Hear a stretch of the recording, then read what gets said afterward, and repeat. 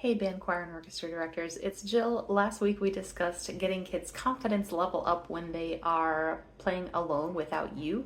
And this week I want to talk about how we can give students that same confidence when they're performing on their own in front of their peers. First, in order to create that culture where students feel safe and supported, you'll want to go back and check out our videos on culture in the classroom, dealing with making mistakes and having fun in the classroom. And those will help with some long-term solutions. In today's video, we're going to cover a few short-term and baby step strategies that you can implement today. These are especially important if you work with beginners or young musicians.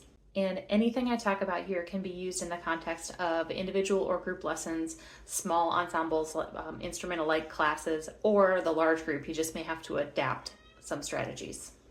For your first baby step, I recommend starting with a simple game to go down the line of singers or players on a single note. Frame it as a game about time. So you're playing quarter notes or half notes going down player by player, and they will be so busy thinking about coming in at the right time, they're not going to be thinking about playing on their own. And that way students will have the opportunity to just play one note, and they don't have to worry so much about playing the wrong rhythm or anything like that. They just get a single note out in front of their peers.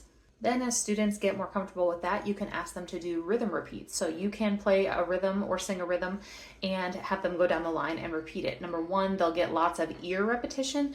And number two, you can use this actually as a quick formative assessment tool to assess students' tone.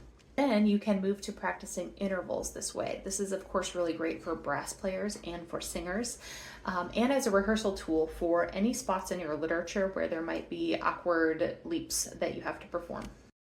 So you might do those intervals of 2 or 3 different notes a bunch of times as a group and then go down the line. And because it's such a short excerpt of the music that you're playing, kids have less time to get worked up and nervous about it. And again, that repetition of hearing it over and over and over is going to be a confidence builder for them.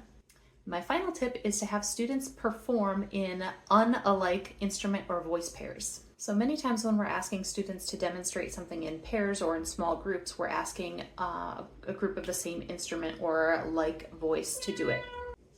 But splitting up those voices will help in 2 ways. Number one, students from different sections are going to be less likely to sit directly next to each other, so that separation is going to be a baby step toward independence. Number two, playing or singing in a different octave or a different tone color is going to help students hear themselves a little bit better instead of 3 of the same instrument playing all the time. So that's a great tip for if you're working on something like rhythm exercises or warm-ups where all the students are performing the same thing, or if there are things in the score where multiple sections are scored the same, such as alto saxes and French horns, you can have one of each section play the same thing, and it helps build that independence a little bit. So those are some of my favorite strategies for building up students' confidence when they're playing on their own in front of their peers. If I missed one that you use all the time, I would love to hear about it in the comments. Catch you next time.